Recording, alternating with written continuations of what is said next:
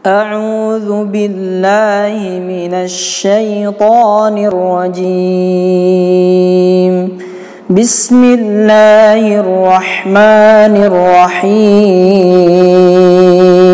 Keberkahan pada diri seseorang itu cuma milik Rasul Sallallahu Alaihi Wasallam. Rambutnya, bekas keringatnya, bekas tangannya, bekas celananya, bekas sarungnya, bekas sandalnya, bekas dari sesuatu yang keluar daripada tubuh Rasul Sallallahu Alaihi Wasallam itu adalah berberkah, dan berkah itu khusus cuma milik Rasul Sallallahu Alaihi Wasallam, tidak kepada orang-orang setelahnya, tidak pada Abu Bakar, tidak pula pada Umar, Uthman dan Ali.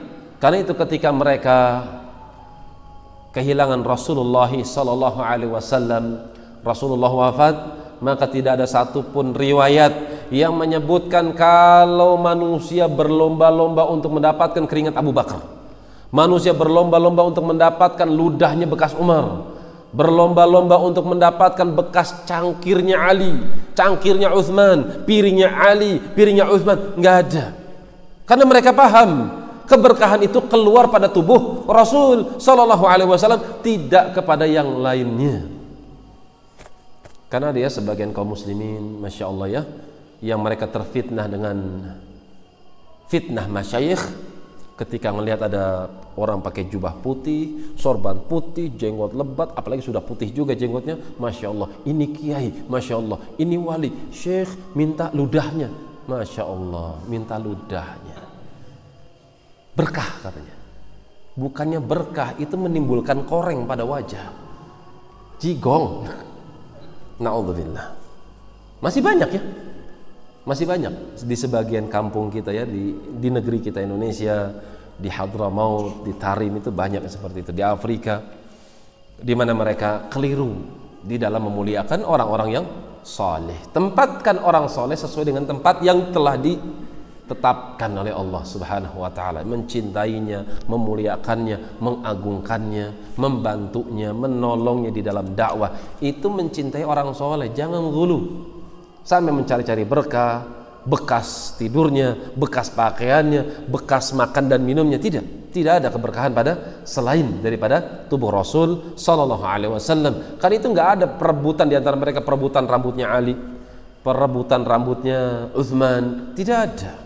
Cuma orang-orang yang bermasalah saja yang mereka memperebutkan sesuatu yang bukan dari tubuh Rasul Sallallahu Alaihi Wasallam. Kalau tubuh Rasulullah Sallallahu Alaihi Wasallam, na'am, Ummu Sulaim, ibunya Anas ibn Malik radhiyallahu taala anha, beliau itu mengumpulkan keringat Rasul Sallallahu Alaihi Wasallam ketika sedang bermain di rumah, kemudian tidur di balai.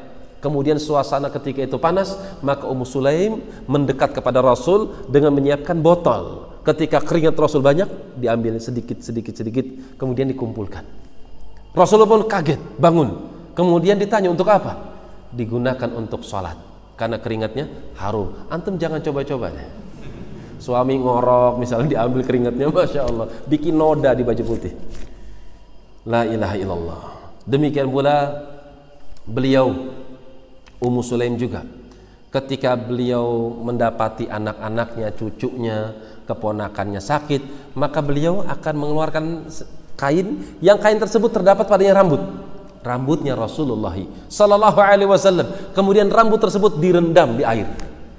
Setelah direndam berjam-jam, kemudian air tersebut diminumkan kepada keluarganya yang sakit, baik anak, keponakan dan juga cucunya. Maka biiznillah mereka semua sembuh dengan izin Allah Subhanahu wa taala. Dengan apa? Melalui pintu keberkahan dari bekas athar Rasulullah sallallahu alaihi wasallam.